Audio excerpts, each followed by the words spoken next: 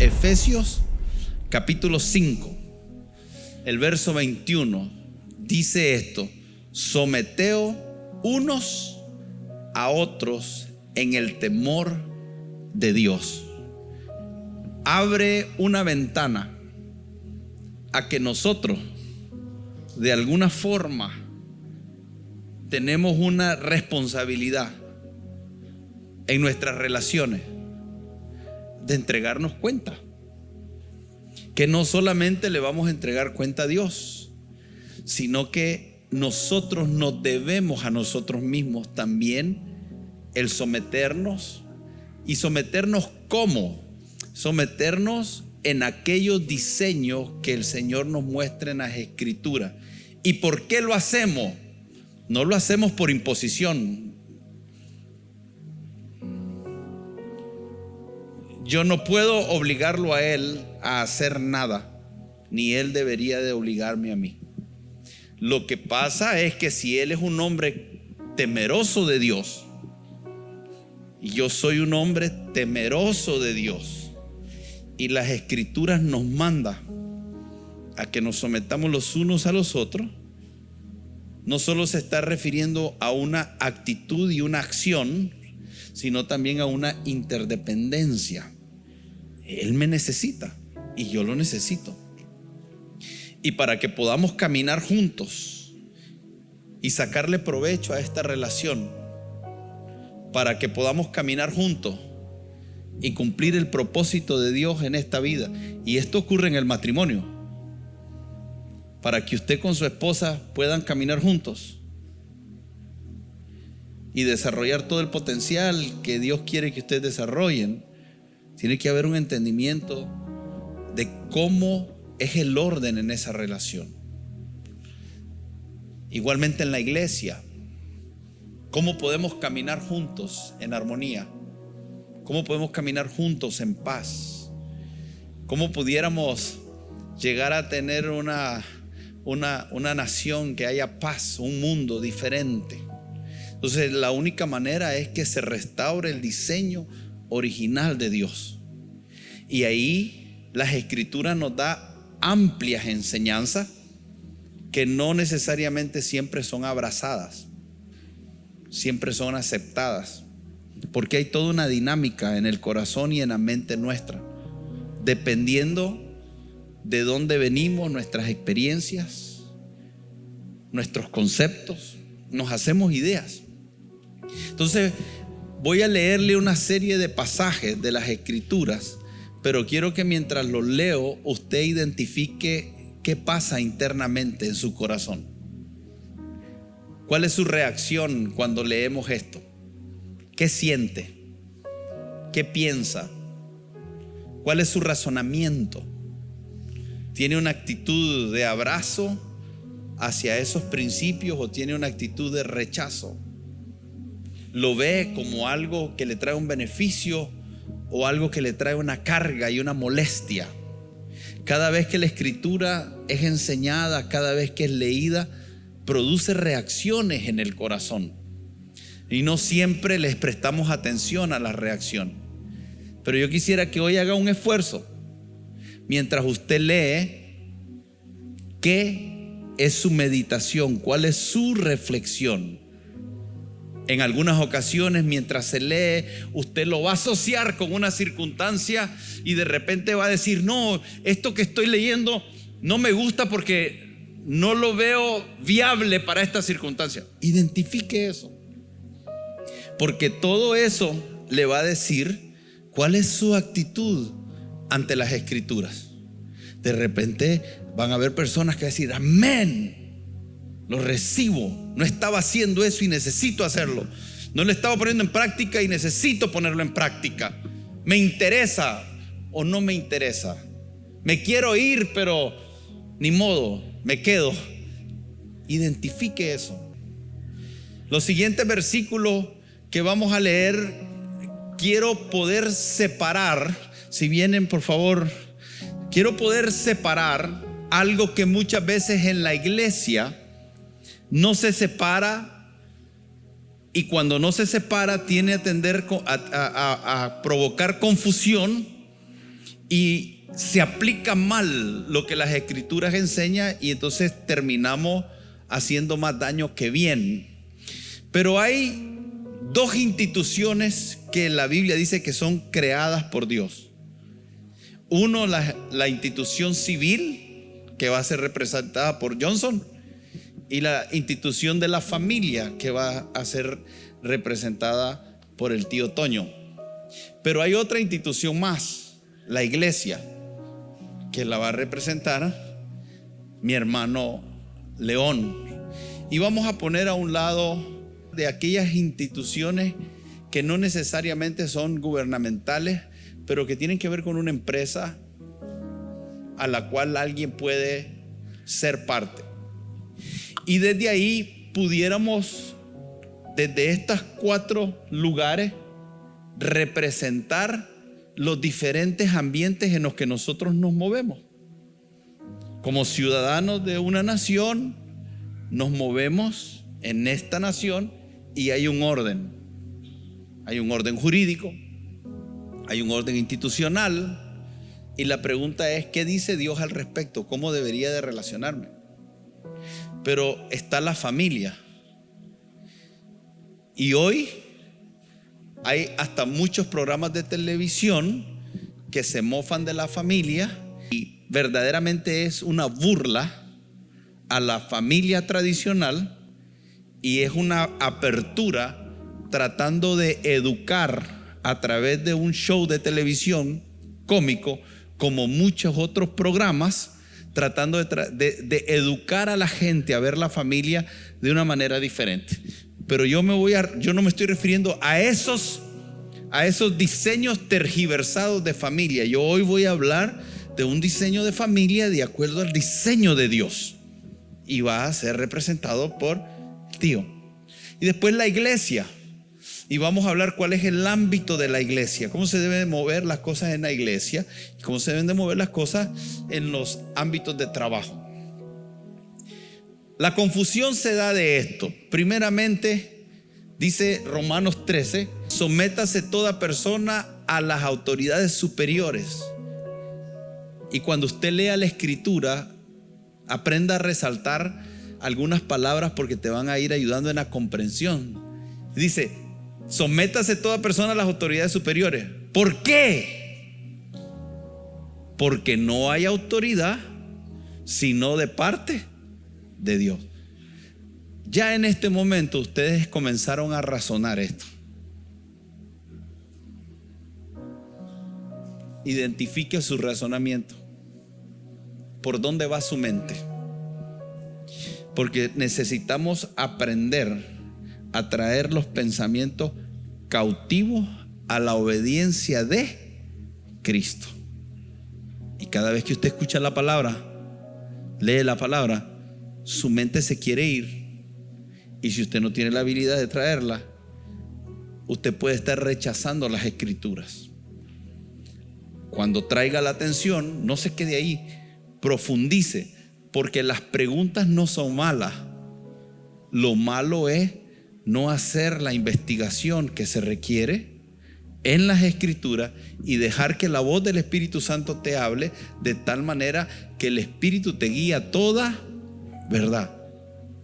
Yo no le tengo miedo al cuestionamiento, ni al razonamiento, ni a las preguntas, ni a los conceptos que se han hecho las personas por sus propias experiencias, siempre y cuando eso lo podamos resolver trayendo todas esas cosas a las escrituras e inquiriendo de manera responsable con los elementos que se requieren, y sobre todo con el Espíritu Santo.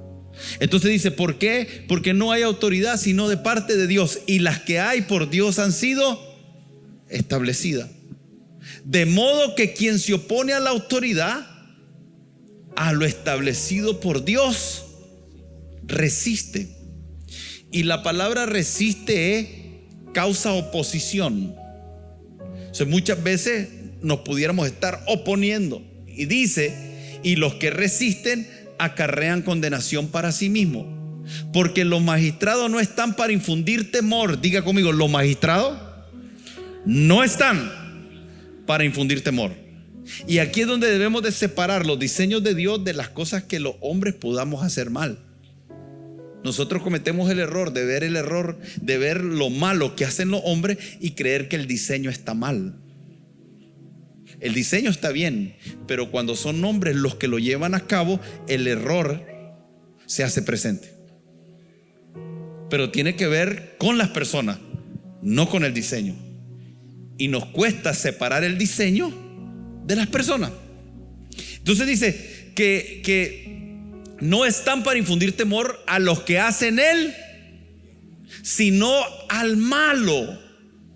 ¿Quieres pues no temer la autoridad? Haz lo bueno y tendrás alabanza, porque es servidor de Dios para tu bien. Una autoridad tiene como objetivo hacer el bien. Pero si hacen lo malo, teme, porque no en vano llevan la espada. Diga conmigo, las autoridades llevan la espada. Aquí es donde viene la confusión. Usted no puede tomar Romanos capítulo 13 para enseñarlo como algo que se aplica dentro de la iglesia. Yo puedo tener una autoridad y lo vamos a ver en un rato, pero no esta autoridad. Ningún pastor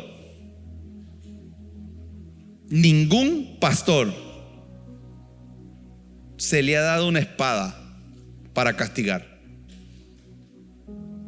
Así que el pastor que utiliza este versículo para hablar de su autoridad está fuera de contexto.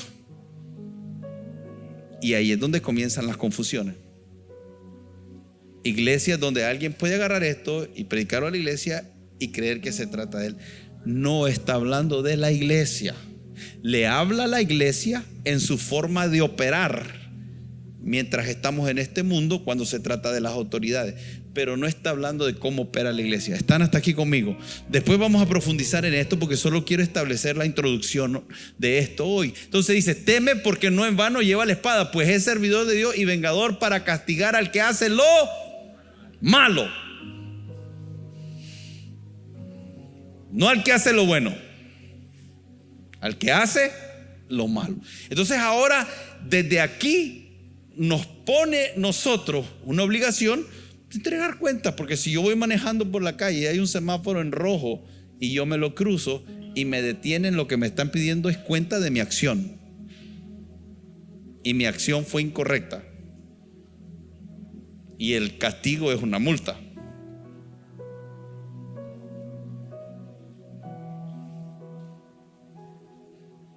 Y me la merezco porque me crucé la roja. ¿Cuál es la reacción de aquel que se cruza la roja, lo para la policía, le pone una multa? Pareciera ser que el que hizo lo malo es el que te pone la multa. Son los conceptos. Y a como es el hombre en su pensamiento, así es él. Y es increíble que nosotros tengamos la capacidad de volvernos víctimas cuando fuimos victimarios por el concepto que tenemos. Y eso nos lleva a una acción, no queremos entregar cuenta. 1000 ejemplos más de diferentes índoles, pero vamos a dejarlo ahí. Ahora viene y tenemos la familia. Y cuando se trata de la familia, hay otros versículos que nos hablan de esto. Primera de Pedro capítulo 2 verso 13, Tito capítulo 3 verso 1, Tesalonicenses. Pero ahora nos habla a la familia y dice unas cosas a la familia. Primera de Pedro capítulo 3 verso 7. Escuche esto, porque esto es la carga que el Señor nos pone aquí a los hombres. Es impresionante. Porque nos dice: vosotros maridos, levanten la mano los maridos y no se me corra nadie, vivid con tu esposa sabiamente. Usted sabe lo difícil, porque cuando usted cree que ya la conoce, se da cuenta que no la conoce. Porque usted le pregunta: ¿qué tenés? Y ella te dice: nada. Y significa todo. y usted es un ignorante y un desconsiderado por no saber que cuando ella te dice nada significa todo. No me conoces, 20 años, y todavía tengo que decirte lo que estoy sintiendo.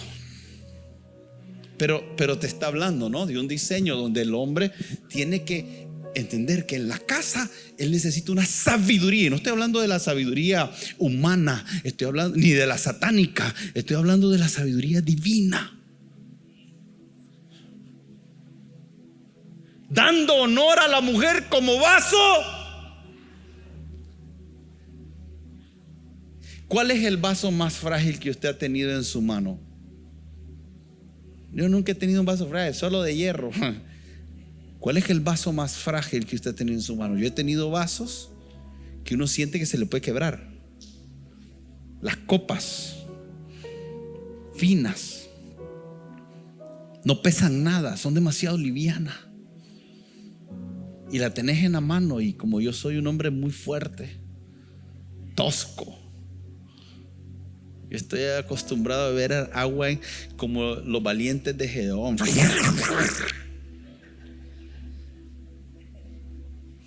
Como cuando el Señor le dijo: llévalos al río, y los que beban como perros, esos son los hombres que van a ir a la guerra. Y entonces hay hombres que dicen: no, yo soy un valiente de Gedeón en la guerra, pero en tu casa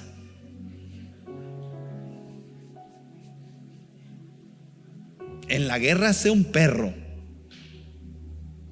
El Señor necesitaba esa gente que se arrodillaba en el río, esos salvajes, como Corazón Valiente, como Mel Gibson, que se le miran los vellos largos y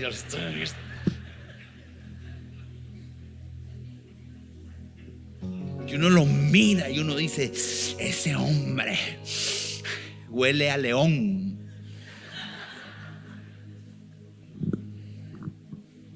El que va a la guerra tiene que ser macho. Ahora andan unos hombres ahí, van más al salón a hacerse las uñas que las mujeres. Y no es malo hacerse las uñas, ¿verdad? Pero son bien delicaditos. Es que usted es machista. No, yo no estoy diciendo, usted está bien, o sea, solo estoy diciendo. Pero en la casa vaso con la mujer es vaso más frágil. Ese es un diseño del hombre para la casa. Amén. Pero como somos iguales el hombre y la mujer, amén. Ahora déjenme hablarle a la mujer. Efesios capítulo 5 verso 22 dice: las casadas, levanten la mano las casadas. ¿Qué es la risa? No he dicho nada.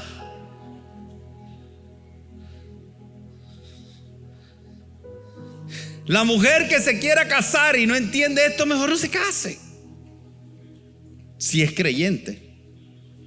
Porque dice que las mujeres deben de estar sujetas a sus como al Señor. Y la Biblia dice que el marido es cabeza de la mujer. Eso dice la Escritura. Pero también es interesante que dice que entendamos que el hombre tiene una cabeza, y la cabeza del hombre es Cristo. Amén. Pero todo esto, ahí es donde salen las mujeres y dicen: no, eso es machista. Cristianas. Pero Primera de Pedro nos dice algo de parte de Dios que es impresionante, porque dice Primera de Pedro 3 verso 7, dice que tenemos que tratar a la mujer como vaso más frágil y como coheredera. Diga conmigo: coheredera, como igual delante de Dios. Dios no es machista. Dios llama a la mujer coheredera. Los abogados entienden lo que significa ese término: con los mismos derechos legales para tener acceso a la herencia.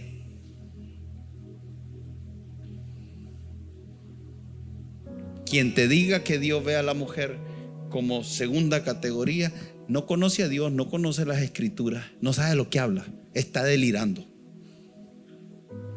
Porque una de las cosas que hizo Jesús cuando estuvo en la tierra fue dignificó como nadie lo había hecho a la mujer. Entonces hay un diseño en la familia, lo vamos a estudiar, pero desde las escrituras. Pero está ahora la iglesia. Y en Mateo capítulo 16, Mateo 18, perdón, quiero que mire esto, porque esto muchos lo ignoran y aquí también va a haber una reacción de rechazo. Pero dice Mateo 18, una autoridad que tiene la iglesia, dice: por tanto, si tu hermano peca contra ti, vení Samuel y vení Julio rápido. Dice: si tu hermano peca contra ti, ¿de aquí? Y pones de ahí. Ahora estamos en una relación de hermanos. Y dice: si tu hermano peca contra ti, ve y sopapéalo.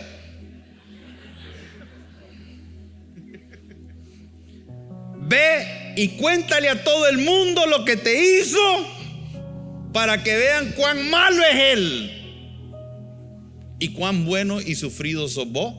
Y pedile a los hermanos que oren por aquel que tiene falta de gracia, para no usar la palabra des.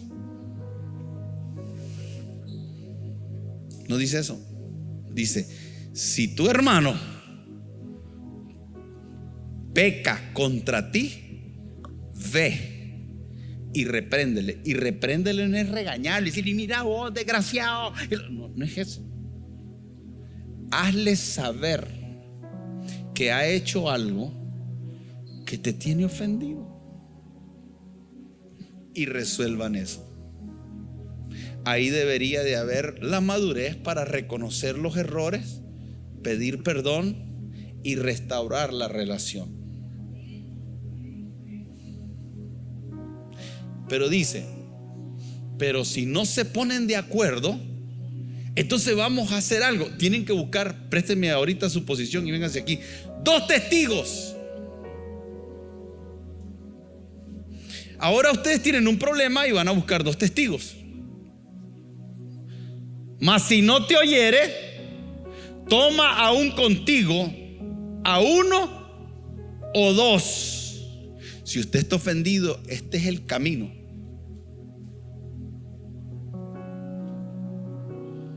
Busca 1 o 2. ¿Qué es lo que pasa normalmente? Comenzamos a hablar a espaldas. Comenzamos a murmurar a espaldas. Comenzamos a criticar a espaldas. Y sabe, quiere que le diga que es triste. ¿Sabe por qué a veces no buscamos a la persona para ponernos a línea y pedirle cuentas y ver si dijo lo que dijo, si no lo dijo, si lo hizo? Por miedo y por cobardía. Por evitar un problema, pero se está generando un mayor problema. Y somos espectáculo al mundo, porque se están matando y son cristianos.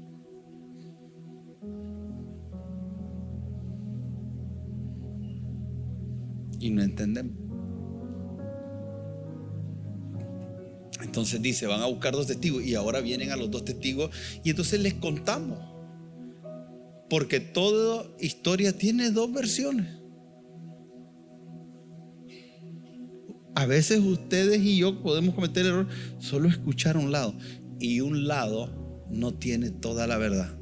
Entonces ahora se la vamos a contar a 2 ancianos, 2 personas maduras, con testimonio, con trayectoria. Buscamos a 1 o 2 personas que tengan la sabiduría. ¿Para qué? Para que conste toda palabra, quede en acta. ¿Sabe cómo es esto tan fuerte? Que la Biblia dice que en el cielo, ¿cuántos dan testimonio? Padre, el Hijo y el Espíritu Santo. Aún Dios, testimonio de 3. Y dice la Escritura que tengamos cuidado, que no admitamos acusaciones de un anciano si no es por 2 o 3 testigos. Contra un anciano no admitas acusación. ¿Sabe por qué? Porque cualquiera habla cualquier cosa. Y hoy, en la era que estamos, cualquier irresponsable pone un comentario en Facebook y le vale. Y muchos creen. Nosotros tuvimos un caso en un retiro hace muchos años donde una mujer llegó y habló conmigo y me dijo, y con mi esposa, y nos dijo: mire, pastor, yo quiero pedir perdón a Dios. ¿Por qué? Porque yo le dije a una mujer que su marido había sido infiel conmigo y no era cierto.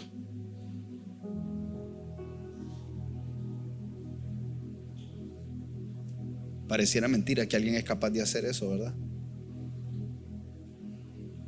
La gente es capaz de levantar cualquier calumnia. Y por lo menos nosotros tenemos que entender el diseño bíblico para manejar las cosas. Cuando alguien te diga algo, dile: ¿me permites? Y vamos a hablar con esa persona para que nos entregue cuenta. Como iglesia, de lo que está diciendo, puedes sostenerlo. Y ellos analizan, preguntan, indagan, tienen la suficiente conocimiento de la palabra de Dios para poder decir: en esto te equivocaste, en esto te equivocaste, tienes que resarcirle esto y tienes que resarcirle esto. Pídanse perdón, hagan lo que es correcto, porque son hijos de Dios. Y sigamos adelante, porque aún entre las mejores familias hay conflicto, y en la iglesia también. Pero esto es un diseño. Ahora viene y dice: no, no me parece. Entonces nos da otra y nos dice: ok, si no se ponen de acuerdo, si no los oyeren a ellos, mire, ahora ya no te escuchó, ya él no te escuchó, ya no los escuchó a ellos, ya está mal. Y dice: ahora traigámoslos a la iglesia. Y mire qué cosa, porque si esto lo entendemos correctamente, nos da a nosotros la autoridad para hacer un juicio de algo que pueda estar aconteciendo en la iglesia cuando es necesario. Por eso es que Pablo, cuando le habla a la iglesia de los Corintios, le dice: hey, ¿cómo es posible que ustedes estén yendo a pelear a los juzgados? Que la iglesia estén los juzgados peleando por cosas cuando ustedes mismos van a juzgar a los ángeles.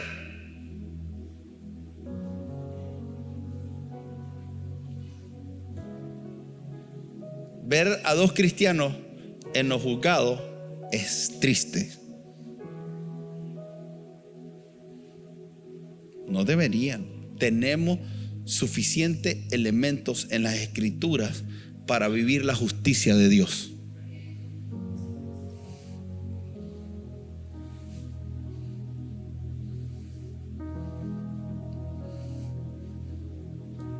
Pastores matándose en los juzgados,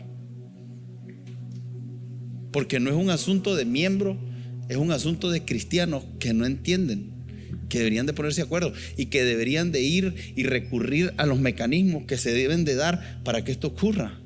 Pero entonces dice, la iglesia de Corintios tenía a un papa que tenía un hijo, que el hijo andaba con esposa del papa. Un acto de inmoralidad. Dice: ¿cómo pueden ustedes permitir que eso esté aconteciendo? No deberían de ustedes corregir eso. Y a esa persona, si no se arrepiente. Entonces mire qué interesante. No hay espada, no hay una autoridad, pero ahora está hablando de que la iglesia puede hacer una cosa. Y cuando no escuchan entre ellos, no escucha al otro, y lo traen a la iglesia, y la iglesia dice: hey, según las escrituras, esta es la forma de operar, y ellos no escuchan, entonces dice: si no los oyere a ellos, ¿qué más queda? Pastor, oremos para que le caiga un rayo. No.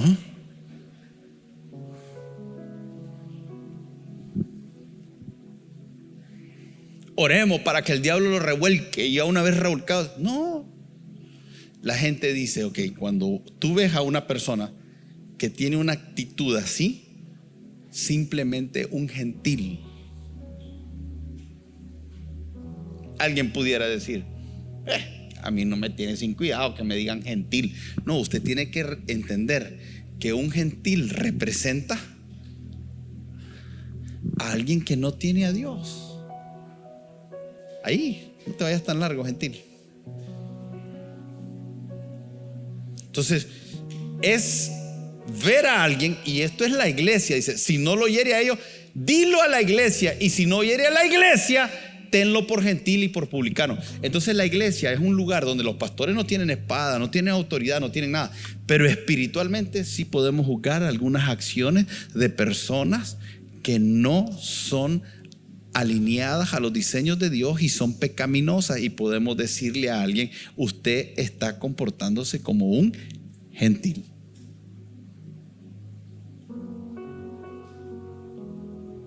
¿Qué cosa más difícil? Han habido casos que yo lo quisiera presentar a la iglesia, pero no estamos listos aún. Entonces, cuando ocurren cosas y usted se pregunta cosas, a mí me gustaría dar explicaciones, pero a veces, pero es un diseño. Así que el día que usted me escuche dar una explicación de algo, no se asuste.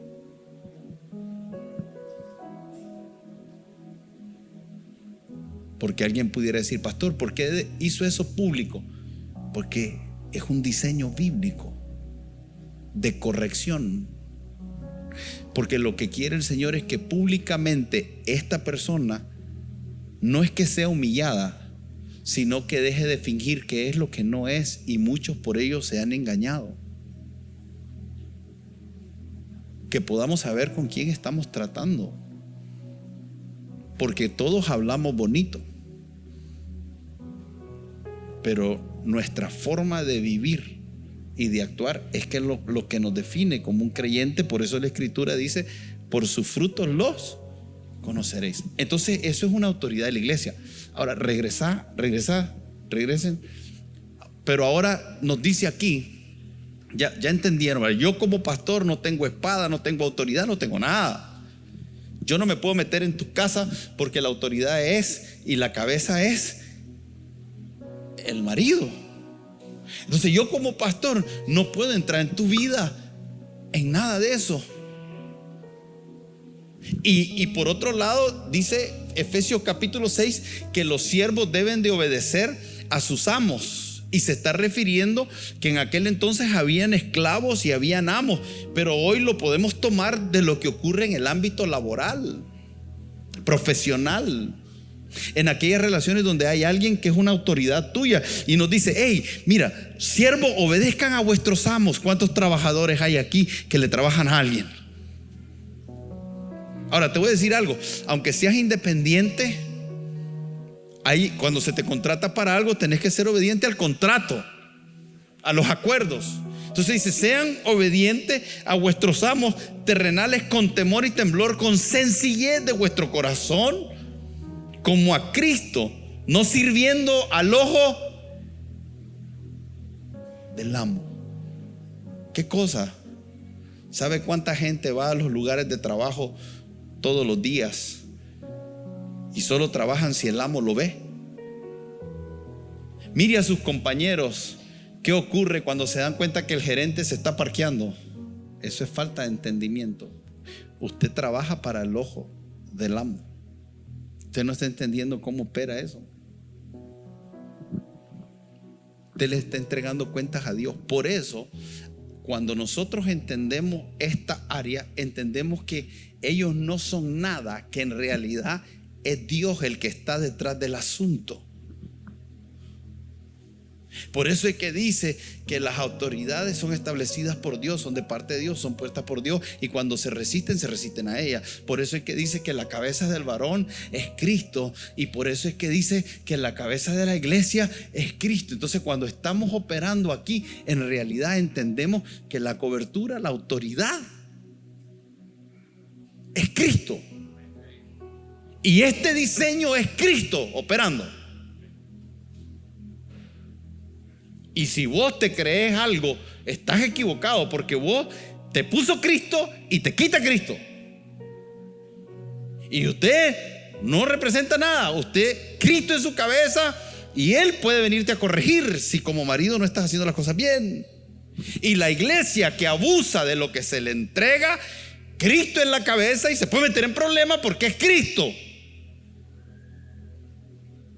Y los amos que maltratan a sus empleados, que los abusan, que no le dan la remuneración justa, que retienen el salario, eso es pecado, hermano.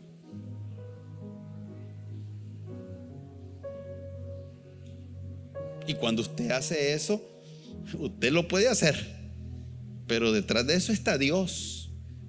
Por eso dice, trabaja para el ojo de Dios, porque si tu amo te trata mal, Dios sabe cómo recompensarte. Pero cuando usted no lo entiende, entonces usted está en el mismo ring con su amo. Esto es responsabilidad. Entonces ahora habla de la iglesia y habla de los pastores en Hebreos y dice: hey, obedezcan a vuestros pastores. Acordaos de vuestros pastores. Y mire qué cosa más linda, porque dice: acuérdense de los pastores. ¿Cuál es un pastor? Porque ahora cualquiera es un pastor. ¿Y usted qué? ¿Estudió? ¿Usted estudió? Yo no soy teólogo de título. Y no voy a defenderlo, porque ni siquiera tengo que defender lo que bíblicamente no tengo que defender, porque en la escritura en ningún lugar dice que un pastor es aquel que tiene un título de teología. Saulo de Tarso fue educado en la mejor universidad a los pies de Gamaliel, y eso para él era basura. Pero escuche por qué.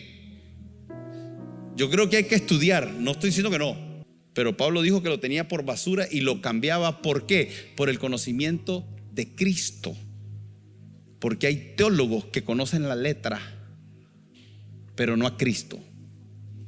Entonces un pastor no es el que tiene un título. No puede ninguna universidad acreditar a un pastor. No tiene autoridad espiritual una universidad para acreditar a un pastor. No la tiene. Ningún hombre tiene autoridad para acreditar a un pastor. Y entonces la Biblia dice: él mismo, Efesios capítulo 4 verso 11, él mismo, y se está refiriendo a Cristo, constituyó a unos apóstoles, a otros profetas, a otros evangelistas, a otros pastores y a otros maestros. Usted puede tener una iglesia y mucha gente y llamarse pastor, pero si Dios no es quien te estableció, todo lo que hagas para Dios es como nada. Y entonces, ¿cómo uno sabe? Son acciones de fe. Pero que si yo me llamo lo que Dios no me estableció, cuando me presente delante de Él y diga: aquí viene tu pastor, ¿sabes lo que te va a decir? Yo no te conozco, brother. Entonces meterse a ser pastor es algo muy serio, pero lo puede hacer cualquiera, pero no necesariamente ser verdadero. Entonces el Señor habla de los pastores. Ahora, ¿y usted qué? Usted es la non ultra plus, usted es la crema y nata. No, yo le voy a entregar a cuenta a Dios igual que usted. Y muchas cosas que hoy no conocemos serán reveladas allá. Y el Señor dice que hay cosas que no se juzgan antes de tiempo, y hay cosas que usted y yo no sabemos. Y por eso es que aquí hay una enseñanza tremenda de las escrituras, porque dice el versículo 16, regresa, dice, no, espérate, ahí: acordaos de vuestros pastores que os hablaron la palabra de Dios. Un pastor habla palabra de Dios. Si te hablo otra cosa, es cualquier cosa. Un pastor está supuesto a hablar palabra de Dios. Por eso yo le estoy pidiendo a Dios que me permita cada día ser más escritural. Y a mí me gusta que cuando yo esté hablando salga un versículo para que usted se dé cuenta que yo no estoy hablando nada de invento mío. Ahí está. Y eso te ponga en un lugar seguro. Osana es un lugar seguro siempre y cuando lo que aquí se enseñe sea escrituralmente correcto. Entonces dice: acordad de vuestros pastores que os hablaron la palabra, considerad cuál haya sido el resultado de su... Aquí viene la segunda parte.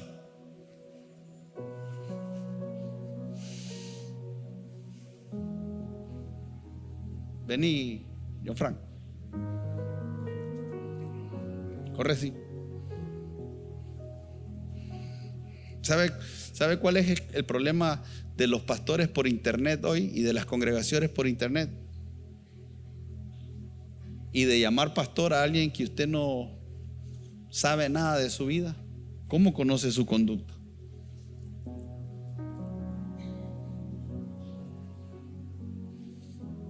Usted puede ser admirador de un pastor en Hawái y lo mira en el internet, pero ¿qué sabe usted de su conducta? Mire la conducta.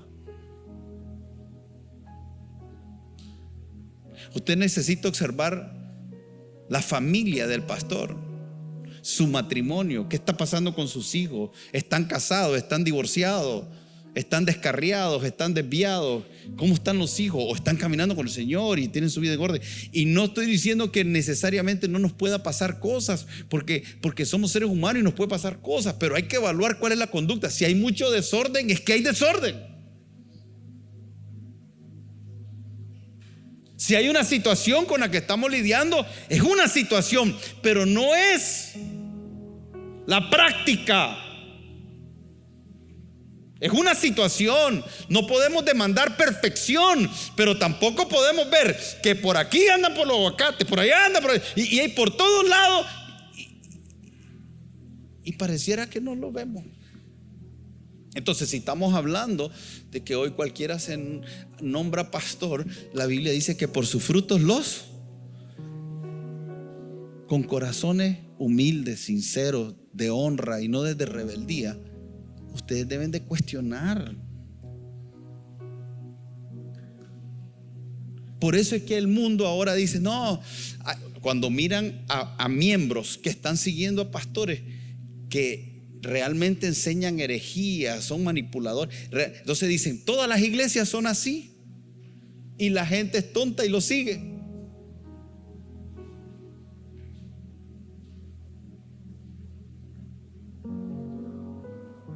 Yo me meto en problemas, pero alguien tiene que decir algo.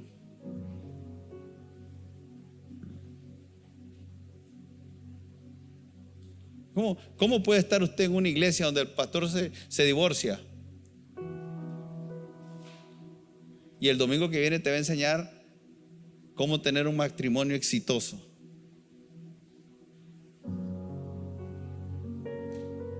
No puede haber un divorcio sin que hayan dos corazones o un corazón que no esté bien. La Biblia dice que los divorcios son producto de la dureza del corazón. Entonces, el divorcio es el fruto de la dureza de alguien. Y en la dureza no puede operar la sensibilidad de Dios. No puede alguien ser duro y sensible a la vez. O es duro o es sensible.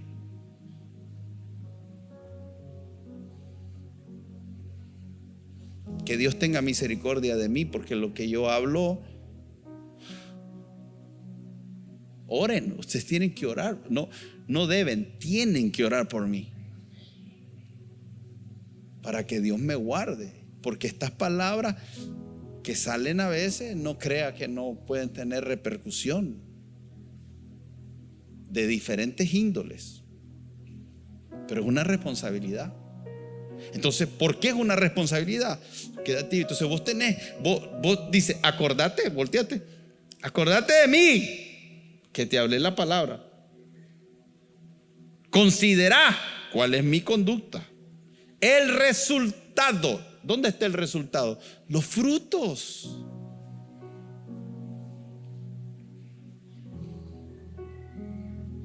créame que hoy más que nunca tengo temor de Dios a cometer un error, porque yo pudiera cometer esto que acabo de decir y cosas más atroces, porque la Biblia dice que el único que es poderoso para guardarnos sin caída es el Señor. Yo no tengo fuerza para mantenerme por mí mismo en santidad.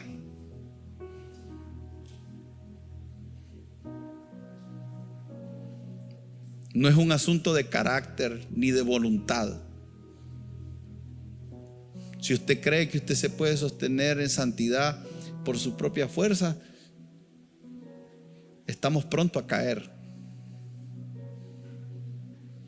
Porque si no es Jehová el que vela y el que guarda, en vano. Dios es el que tiene el poder. Y aquel que es poderoso para guardarnos sin caída. Lo están leyendo, ¿verdad? Y aquel que es poderoso para guardarnos sin caída. ¿Quién es el único que tiene el poder para guardarnos sin caída? Esto no quiere decir que usted no juega su parte, porque la Biblia dice: el que quiera estar firme, mire que no. Entonces Dios es el único que nos puede guardar sin caída, pero yo tengo que estar atento a no caer. Cuando una de las cosas falta, la caída está ahí.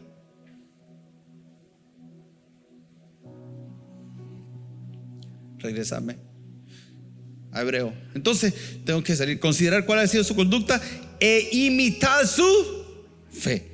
Siguiente versículo: obedeced a vuestros pastores. Diga conmigo: obedeced a vuestros pastores.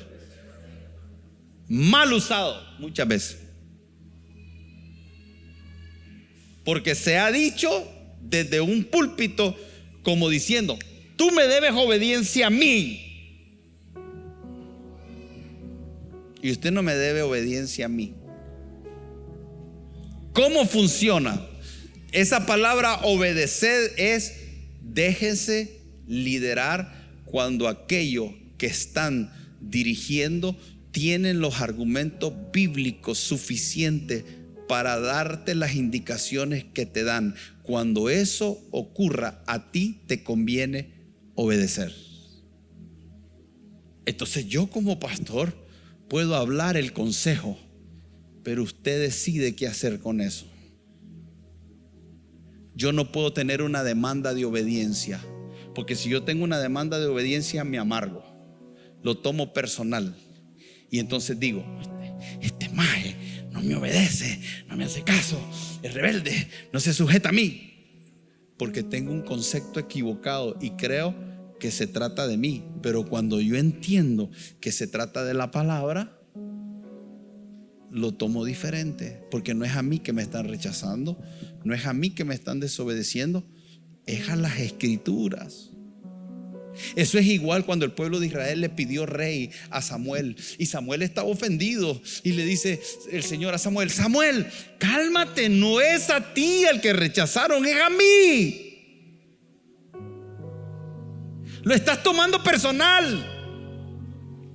Y Samuel es tan injusto que la razón por que el pueblo estaba rechazando y ya no querían rey es porque los hijos de Samuel, que estaban supuestos a darle continuidad, y el pueblo que estaba supuesto a darle continuidad, estaban por un camino de desviación. Entonces el pueblo dice: no, nosotros no queremos saber nada de los hijos de Samuel.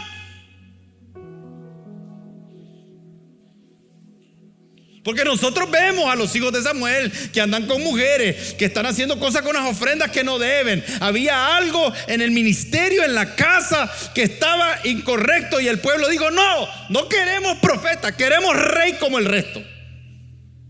Y cuando nosotros no llevamos a cabo los diseños de Dios de manera correcta, terminamos ahí yéndonos por sistemas alternativos. Nos vamos más hacia lo negativo. Eso pasa con nuestra casa, eso pasa con la iglesia, eso pasa en todo lugar donde se rechazan los diseños de Dios. Y él dice: no, Samuel, no es a ti al que rechazan, es a mí. O sea, usted no me rechaza a mí. Si yo hoy te estoy leyendo la escritura y te digo cosas desde la escritura y usted las rechaza, no se engañe. No es que yo le caiga mal y ese chaparro creído que es lo que le pasa. No, yo puedo seguir siendo el feo, chaparro, engreído que usted quiera, pero usted tiene que desarrollar la habilidad de aprender a separar esta imperfección con aquello que es perfecto desde las escrituras de Dios, porque te conviene. No soy como quisiera tener una voz dulce, quisiera hablar y que ustedes dijeran: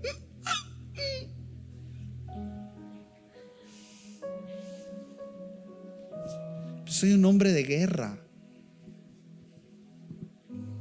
¿Usted cree que yo no quiero paz?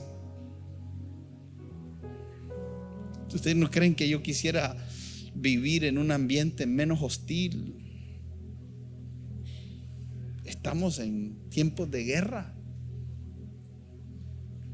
Los tiempos son malos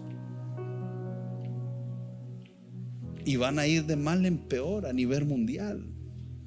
Y necesitamos comenzar a entender que necesitamos ser soldados que peleamos la batalla de la fe.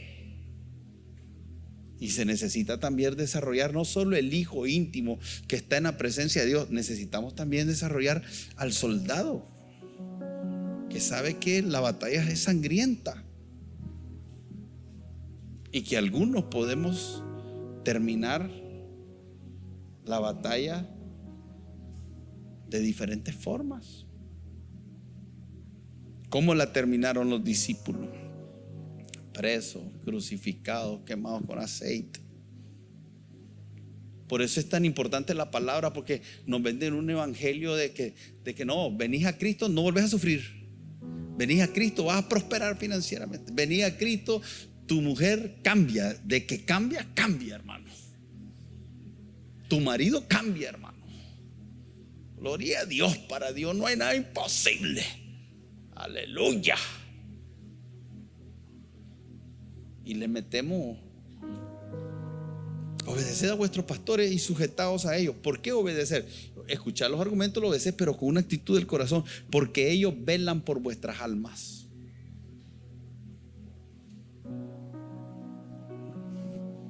Una vez más, un ámbito de nación, un ámbito de familia,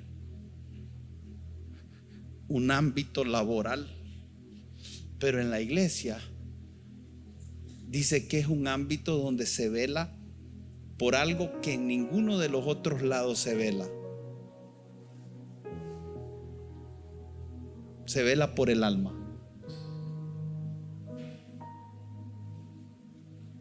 Tu alma, que es eterna. Una iglesia verdaderamente fundada por Dios, con gente que quiere agradar a Dios, tiene como objetivo velar por las almas.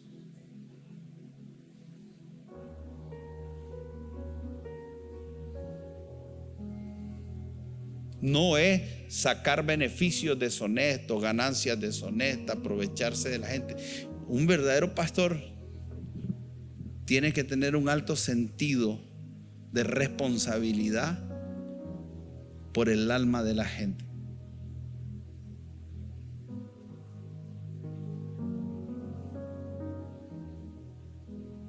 Debe de haber una ocupación genuina por cómo te va, no solo en tu vida familiar, no solo en tu vida económica.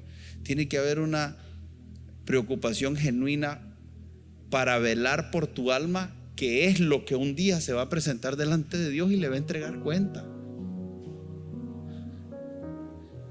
Y en ese sentido tiene que ver con propósito, con lo que estás haciendo, cómo estás viviendo. Que tu vida lleve una dirección en la cual no descuides esa salvación tan grande que Dios te dio. Usted está aquí hoy, no sabe cuándo vamos a partir de esta tierra, pero cuando partamos de esta tierra hay dos lugares a los que el ser humano va a ir. Un lugar es al cielo, a la presencia de Dios, y otro lugar es el infierno. Hay un destino que es con Dios y un destino sin Dios. Y si no está Dios, no hay nada bueno. Y si no hay nada bueno, tiene que ser un lugar horrible. Y si es un lugar horrible, debe de ser un lugar de sufrimiento. Y yo sé, ¿y por qué Dios hizo ese lugar? No lo hizo para ti ni para mí, lo hizo para Satanás y sus demonios. Y entonces, ¿por qué los manda ahí? No, Él no manda a nadie ahí. Por eso de tal manera amó Dios al mundo, que dio a su Hijo unigénito, para que todo aquel que en Él cree no vaya ahí, no se pierda, mas tenga vida eterna. Dios no manda a nadie ahí, no quiere mandar a nadie ahí. Y Él tiene la iglesia para cumplir su propósito, para salvar la alma, pero pone a la iglesia y a los pastores para velar por esas almas. En aquel día, voy a decir Abraham, porque no quiero estar ahí ni en esa categoría. Muchos pastores que le entregarán malas cuentas a Dios. Es responsabilidad de ellos. No soy yo su dueño ni su amo, ni le di la asignación para juzgarlo, no me toca a mí. Pero sí me toca decir que en aquel día habrá muchos pastores que no entendieron de qué se trataba ser pastores y le entregarán cuenta a Dios por su alma y la alma de los otros. Y por eso Pablo, que es entendido, le dice a Timoteo: ten cuidado de ti, de la doctrina, de lo que enseñas, porque haciendo esto, teniendo cuidado de ti y de lo que enseñas, te salvarás tú y a los que te oyen. Por eso lo peor es ser ciego, guía de ciego.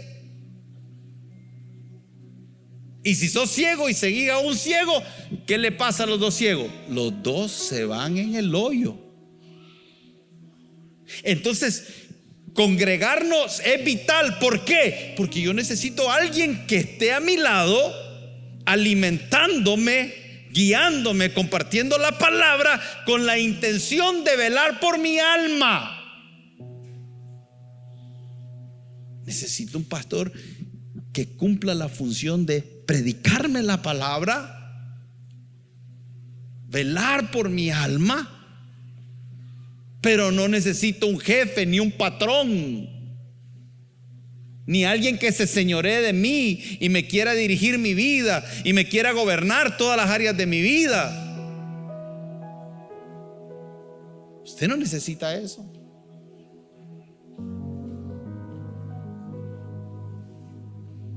Lo que necesito es alguien que el Señor use para dejar una instrucción, que me cubra, que me proteja.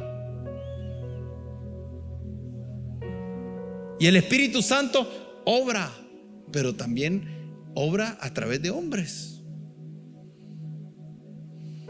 Y entonces se vuelve vital congregarnos, porque entramos en esa relación de enseñanza, de aprendizaje, de compartir de la palabra de Dios, y somos edificados mutuamente. Y no solamente eso, sino que nos motivamos a buenas obras. Esto es vital, es irreemplazable. Entonces ahora tenemos estas áreas. Vení, ¿para qué te llamé? Dicen que es la edad que se le olvida a uno la cosa. Entonces ahora él en la casa, este es un hijo. Y este diseño es gobernado por Dios. Perdón, usted no se meta, que usted esté en otra área. Este es el Papa. Entonces nosotros caminamos por la vida con Dios cuando entendemos esto.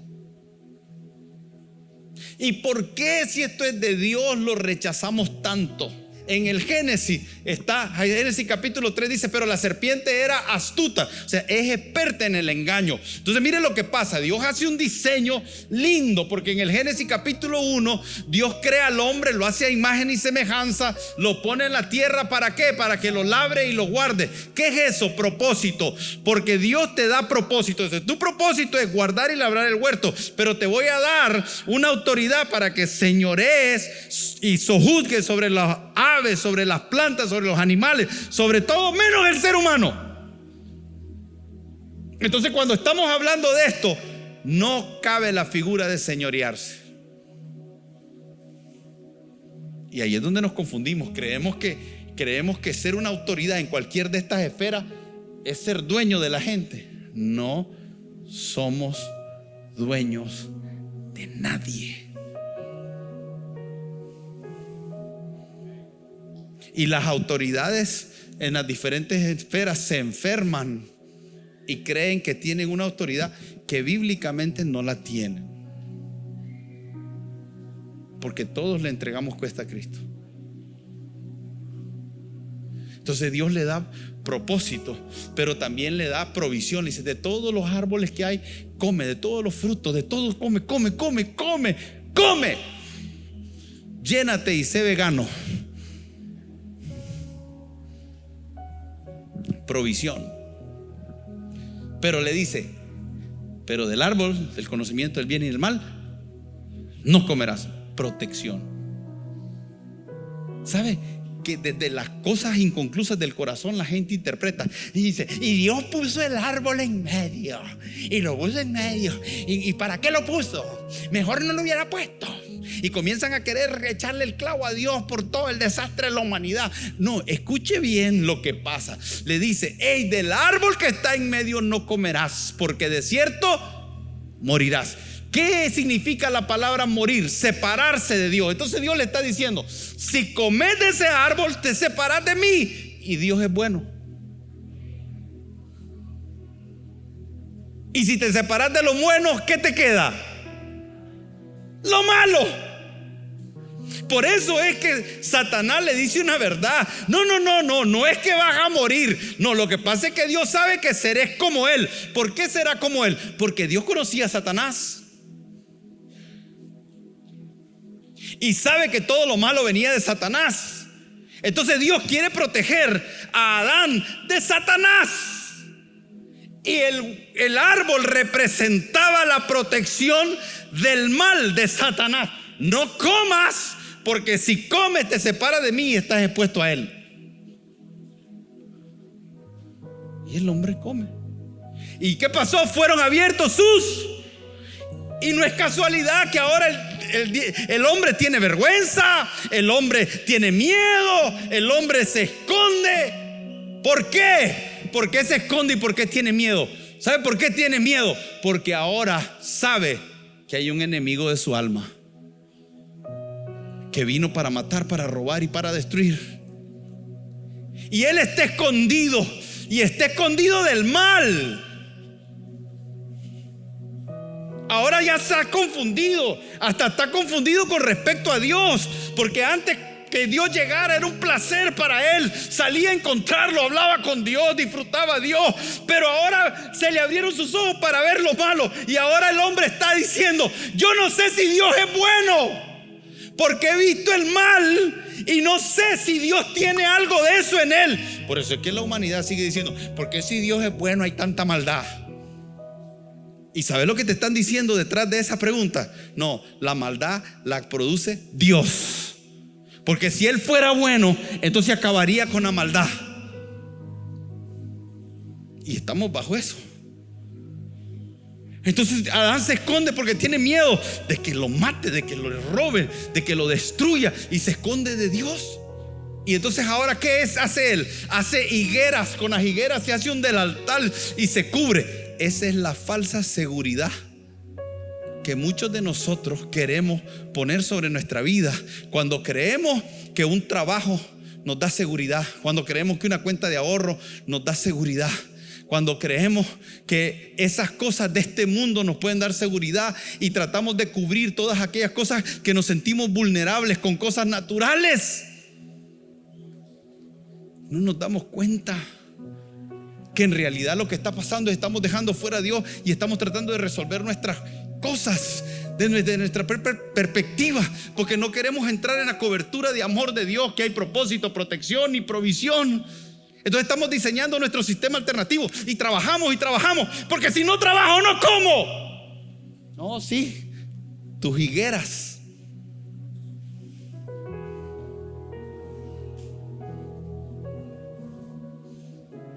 Y de muchas maneras higueras.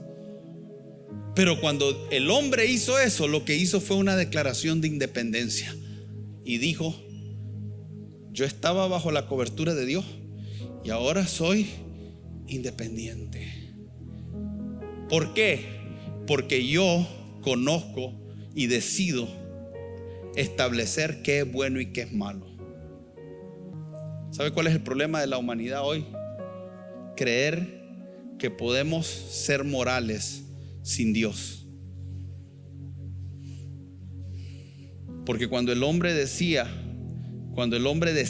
él adquirir el conocimiento del bien y del mal, entonces ahora el hombre está sentado en una posición donde él ve que algo ocurre y dice: eso es malo, esto es bueno, esto debe de ser así y esto no debe de ser así. Y yo entiendo a los que no conocen a Dios viviendo así, pero no entiendo a cristianos dirigiendo todas estas áreas de su vida sin tomar a Dios en cuenta, porque se convirtieron en ellos su propio Dios y su propia moral. Antes todavía era menos complicado, porque antes era más fácil llamar a lo malo malo. Había una conciencia diferente que la que hay hoy. Hoy ya la sociedad no sabe lo que es malo y lo que es bueno, porque ahora la sociedad le llama el derecho de un niño de 8 años a cambiarse su sexo bueno. Porque ahora la sociedad, a pesar de que la ciencia dice todo lo contrario, le llama bueno agarrar a un niño de 4 o 5 años en preescolar y comenzarle a enseñar identidad sexual, que no es educación, es inducción a que ellos se conviertan en algo, pero lo llaman bueno. Le llaman bueno a leyes que van a promover la pedofilia. ¿Por qué? Porque el hombre entró en su estado más alto de depravación, donde está caminando por una dirección donde no toma en cuenta para Dios a nada, no le importa, y por el contrario va en contra de Dios. Y está diciendo y haciendo cosas y estableciendo leyes que ellos, aunque sean leyes, no significa que sea moral. Hay leyes que no son morales. Son leyes, pero no necesariamente morales. Entonces, ¿de dónde sale la moralidad? Y la gente dice: no, podemos ser moral sin Dios. No podemos ser moral sin Dios, porque Hitler creía que era moral erradicar a los judíos de la tierra. Creía que se lo merecía. ¿A dónde vamos, pastor? Entendamos esto y abracémoslo, porque eso es volver al diseño original. Capítulo 1, capítulo 2 de Génesis. Capítulo 3 es el hombre independizándose.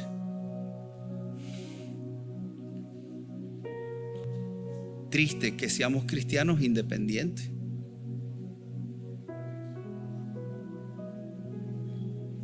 Tenemos nuestra propia constitución, nuestras propias leyes, nuestro propio idioma. Somos una nación independiente, y me estoy refiriendo como individuo, porque a mí me parece y yo creo que esto debe de ser de esta manera y de esta manera. Génesis 3 es una declaración de independencia a los diseños de Dios. Y cuando el hombre se independizó, salió de la cobertura de Dios. ¿Y qué sufrió? Desnudez. miedo, dolor, sufrimiento, abusos. El hombre abusaría de la mujer y la mujer es el deterioro del diseño. Entonces ahora el hombre quiere gobernar a su mujer y la mujer quiere mangonear a su marido. Y en las casas estamos viviendo mujeres que dicen esto es y porque y quieren independencia. Somos independientes y los hombres somos independientes.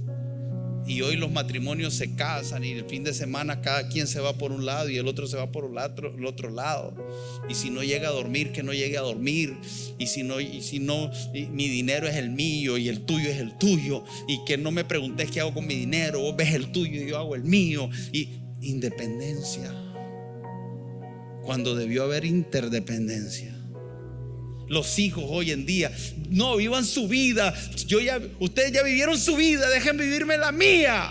Ya tengo 17 años y yo ya sé lo que quiero hacer. No se metan conmigo, soy independiente. Y declaran el día de la independencia. Y los hombres que trabajan en una empresa no le dicen al jefe porque los corre, pero por dentro dicen: yo soy independiente.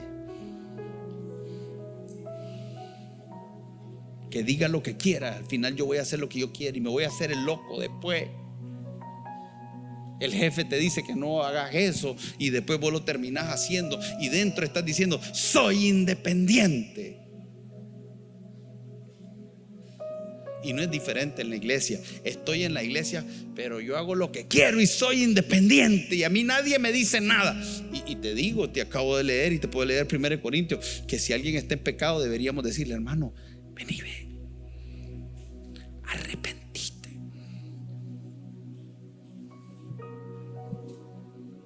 Es una responsabilidad, porque el que es espiritual restaure a aquel hermano que está caído con espíritu de mansedumbre. Y la Biblia dice que aquel hermano que su alma se va al infierno y se derrama su sangre, y vos tenías la oportunidad de hacerlo cambiar del error y no lo haces, dice la Escritura que el Señor nos va a demandar su sangre. Entonces en realidad no existe independencia de un cristiano. Lo que existe es una total dependencia a Dios. Usted puede abrazar esto y no abrazarlo, y está bien conmigo, porque yo no tengo autoridad para obligarte. No me dio una espada el Señor. ¿Sabe lo único que me dio? Este micrófono para hablar. Y ay de mí si no hablo. Esta es la responsabilidad que yo tengo con esta iglesia: hablar. Por eso la predicación es lo más serio que un pastor puede hacer. No debería de jugar con eso. No debería de predicar para el oído del hombre, porque es la única herramienta que tenemos. Y ay de mí si no la uso con diligencia. Aún si me cuesta la desaprobación, la desacreditación, la persecución, porque viene a nivel mundial. Mire cómo se siente el ambiente cuando hablo de asuntos sexuales inmorales que están ocurriendo. Cambia. ¿Saben por qué? Porque nos quieren domesticar. Porque si usted en las redes dice algo, te cae todo el mundo homofóbico, fanático, racista. Pareciera que hoy no podemos hablar. Y le voy a decir una cosa: y no podemos hablar hasta lo que no es ofensivo.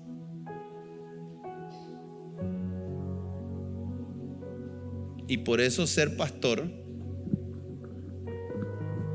en el futuro, algunos van a pagar un precio muy alto.